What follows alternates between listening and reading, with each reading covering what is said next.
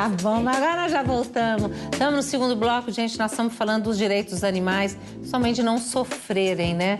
Se você tem algo a dizer, manda pra gente, os nossos contatos são todos aí, olha, o telefone tá aí, tem o facebook.com/Brasil das Gerais. Mas olha só, você...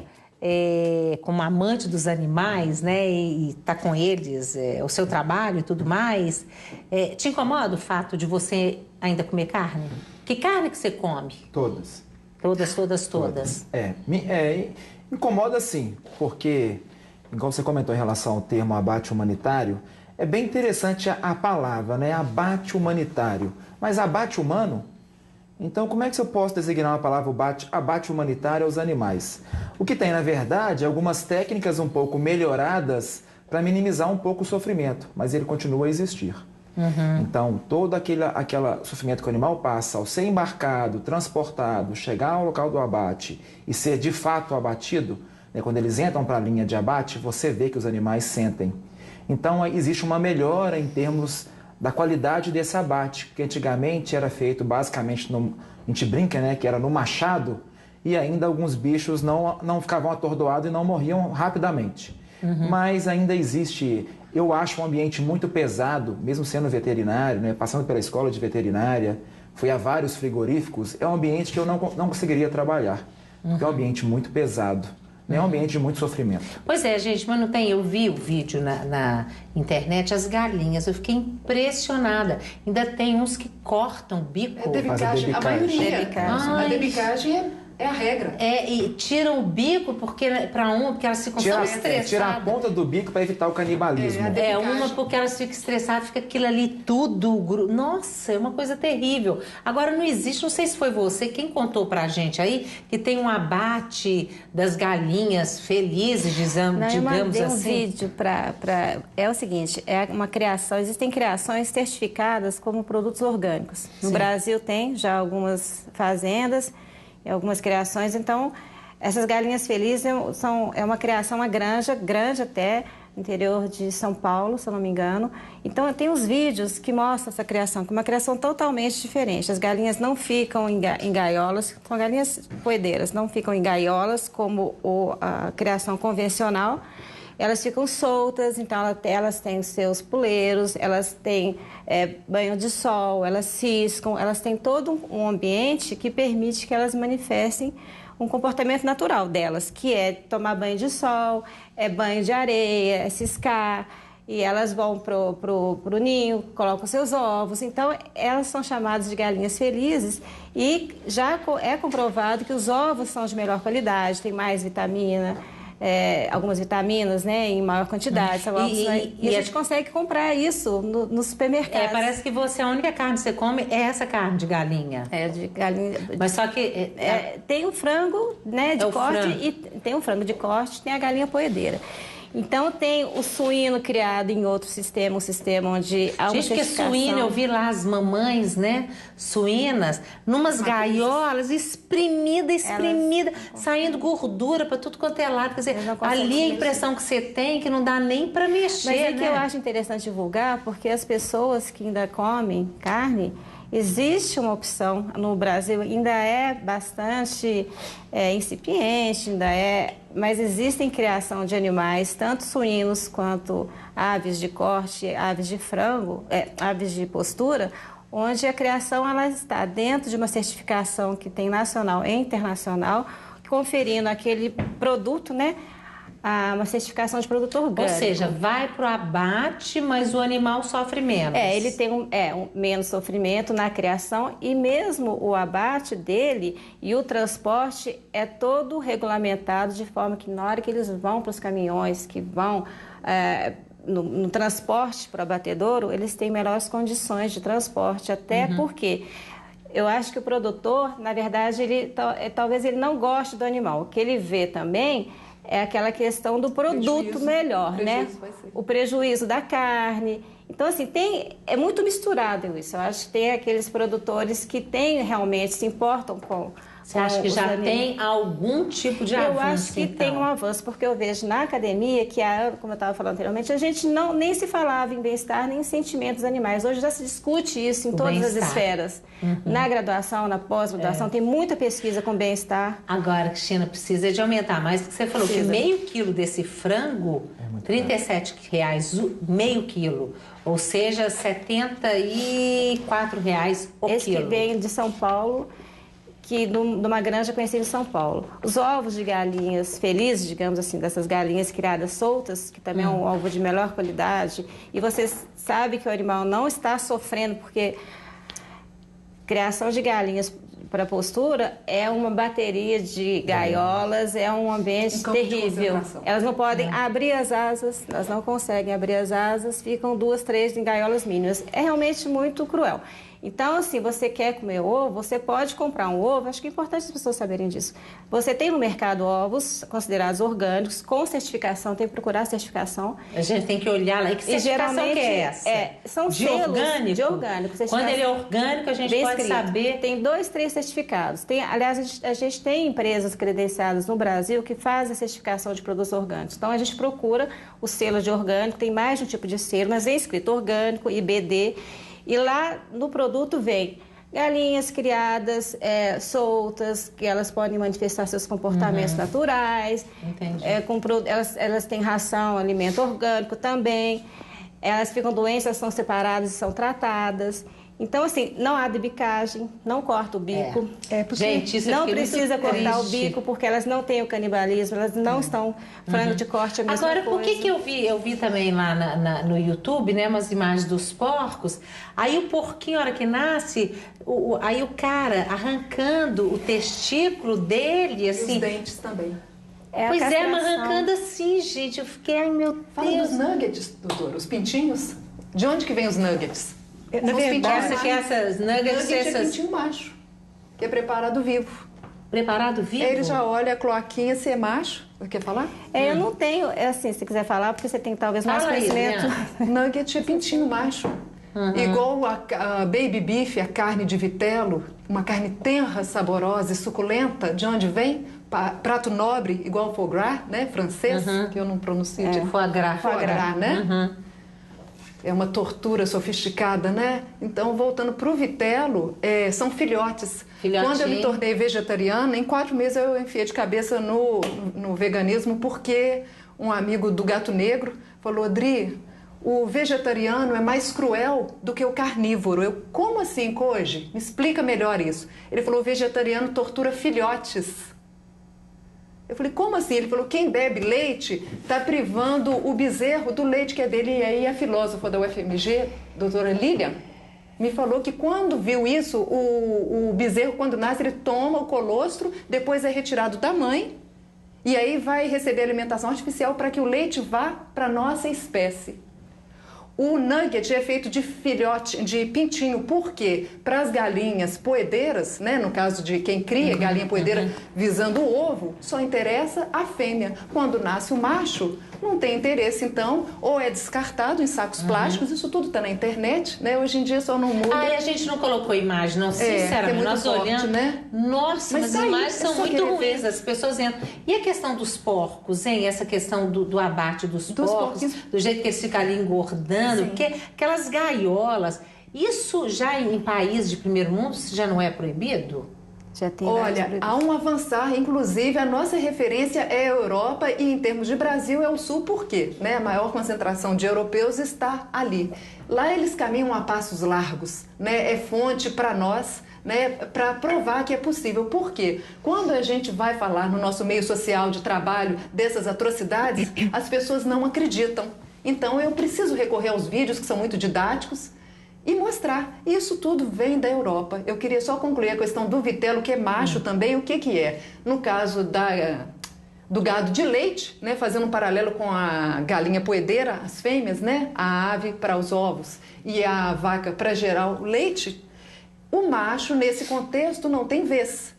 Então, com a substituição do carro de boi pela mecanização pelo trator, eles viram aí uma oportunidade de aproveitar esses bezerros machos que eram descartados, eram mortos, para o prato, para o deleite, né, da nossa espécie. Então, o vitelo, que é o bezerro macho, ele é mantido confinado e em 45 dias ele é abatido, é chamada carne tenra, sofisticada. E por que ele é mantido confinado?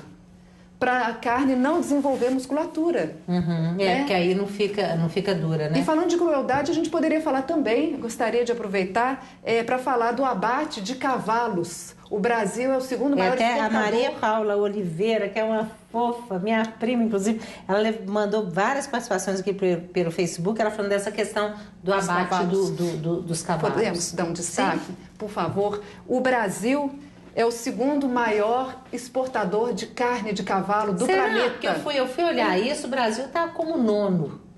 Olha, exportador. A informação que eu tenho é do primeiro semestre, porque em Araguari foi reativado o maior abatedouro desses animais em Araguari, né? No Triângulo Mineiro. É um abatedouro uruguaio. E aí, por que o horror da população? Eu falei, gente, mas por que indiferença com o porquinho, com a galinha, com o peixinho? E não tinha nem essa revista. Se bem que o Manifesto de Cambridge é do ano passado. Mas eu falei, gente, mas qual que é a incoerência, né, de vocês estarem falando isso? Por que o horror para com o cavalo e a indiferença para com a galinha, o porquinho, a vaquinha, o peixinho, o salmão, o caranguejo, né? E aí eu gostaria de falar também, é tanta coisa... É tanta coisa, meu Deus do céu. Eu queria falar do cavalo.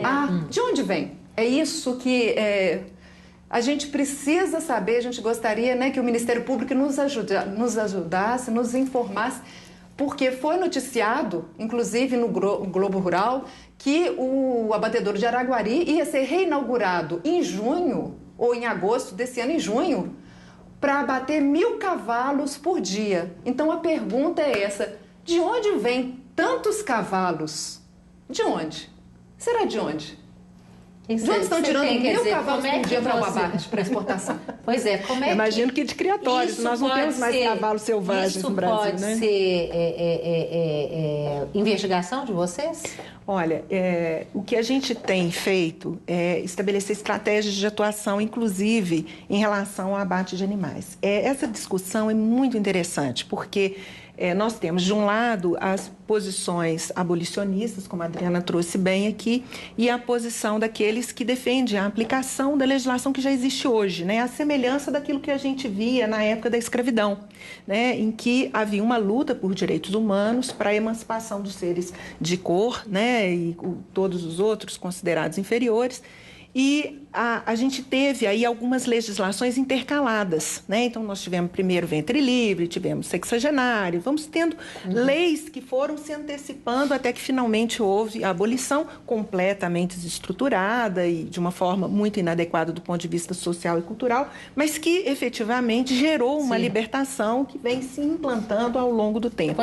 Foi um avanço, o que a gente, de qualquer forma foi, quer dizer, foi um avanço, ficou faltando um monte de coisa. Ficou faltando, e hoje a gente vê várias ações afirmativas dos governos exatamente para consolidar essa libertação dos negros, né?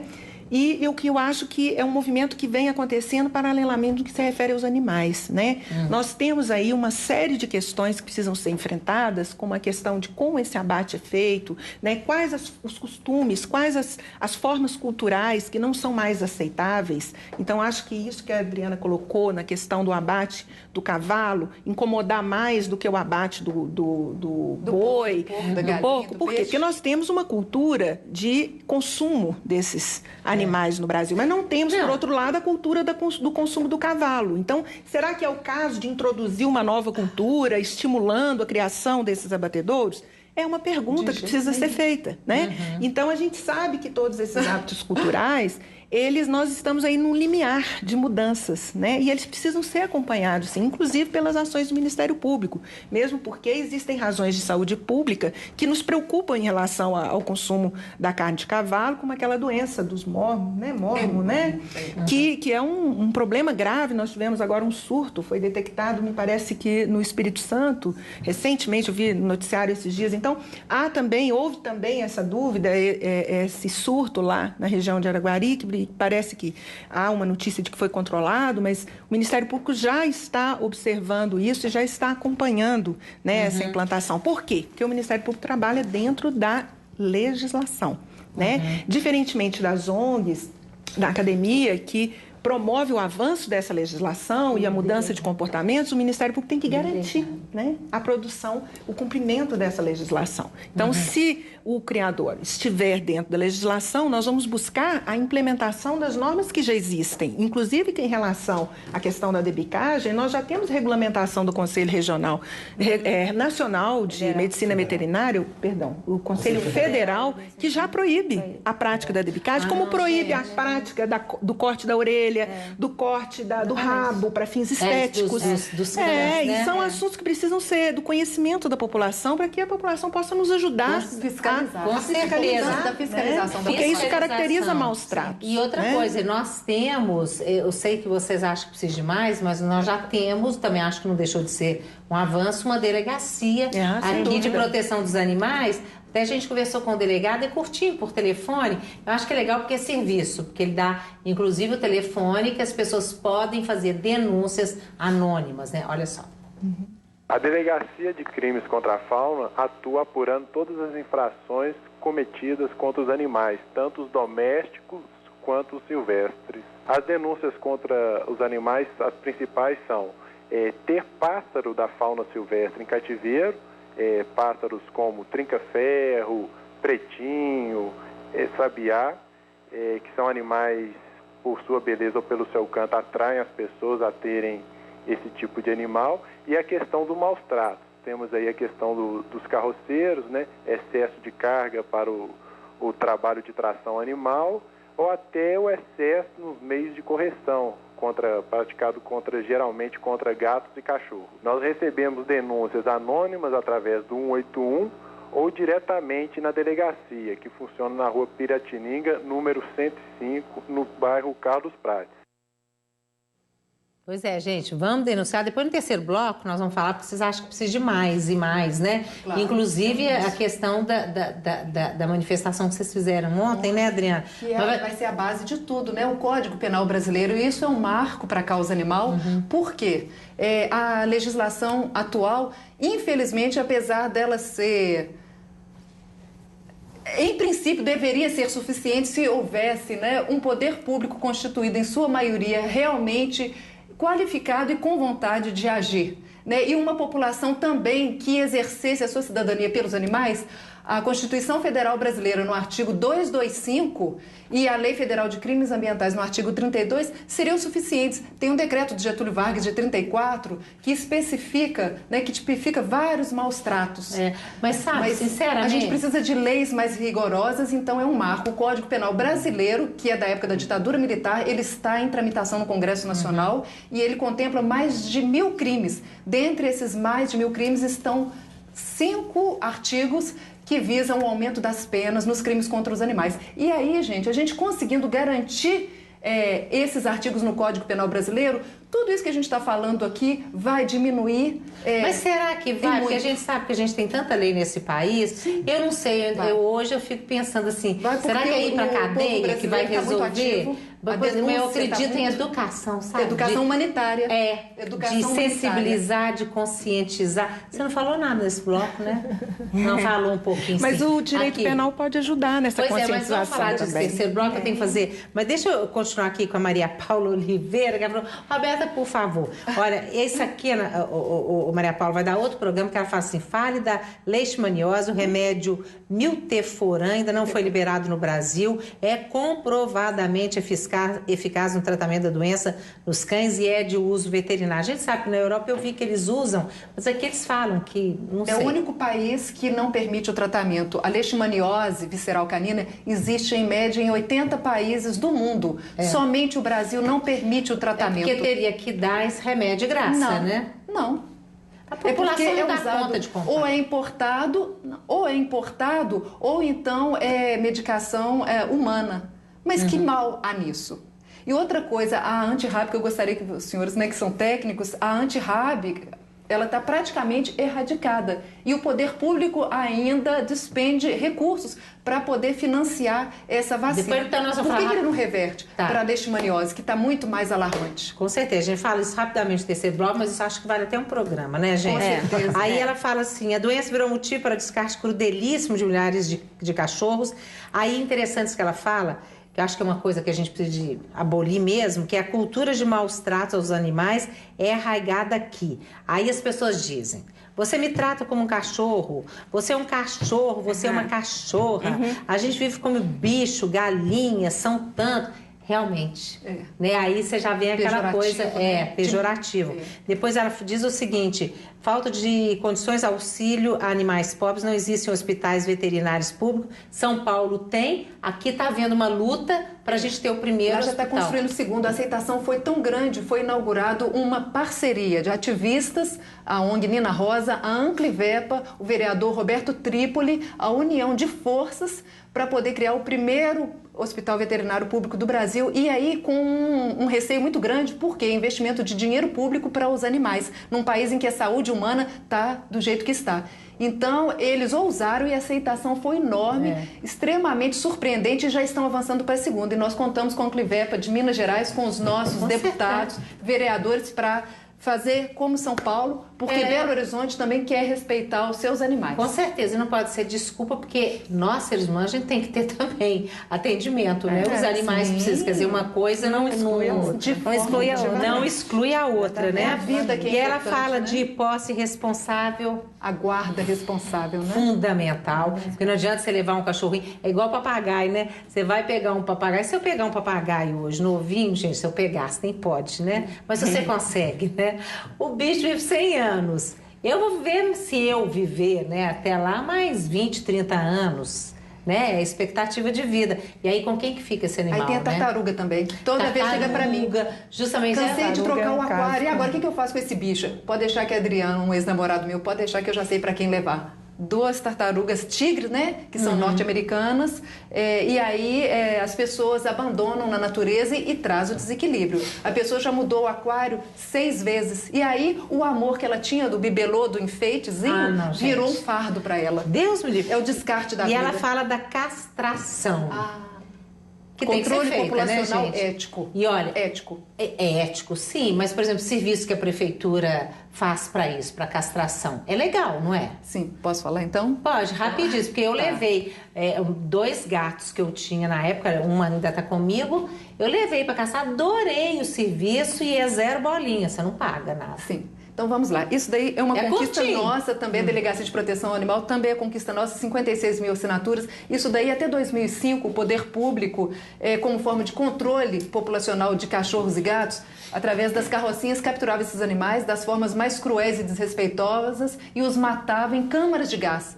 A mesma câmara que era usada pelos alemães para matar os judeus. Nós denunciamos, colocamos em outdoors e apresentamos para o poder público, à época, a proposta do controle populacional ético. Em que isso consiste? Nós propusemos, à época, para o Fernando Pimentel, a construção de um centro de castração em cada uma das 9 regionais de Belo Horizonte e unidades móveis de castração para ir nos aglomerados e nesses espaços onde há grande concentração de animais, castrar esses bichinhos de forma ética, né? Além disso, a educação humanitária... tomar lá anestesiazinha. Sim, respeitosa, sem dor, respeitando o animal. E aí, além disso, porque são várias ações que precisam trabalhar juntas, porque senão é enxugar gelo. A educação humanitária, ir para as escolas. A educação humanitária não é educada. Exatamente, o biocentrismo. Ao invés do antropocentrismo, que eu gostaria de falar, o movimento mineiro, ele é biocêntrico você não vai ter terceiro, e é abolicionista. Mas então você faz um terceiro. Faltam 6 centros, estamos aqui, né? Muito obrigada pela oportunidade. Eu sou do movimento mineiro e a grande demanda foi pelo controle populacional ético, não só em Belo Horizonte, mas no estado, onde nós estamos na Assembleia com o projeto de lei 575 de 2011, para acabar com o extermínio de cães e gatos pelo poder público. O poder público está pagando para matar animais. Haja vista em Santa Cruz do Arari, no Pará, né, que o prefeito pagou R$5 por cada cachorro e R$10 por cada fêmea.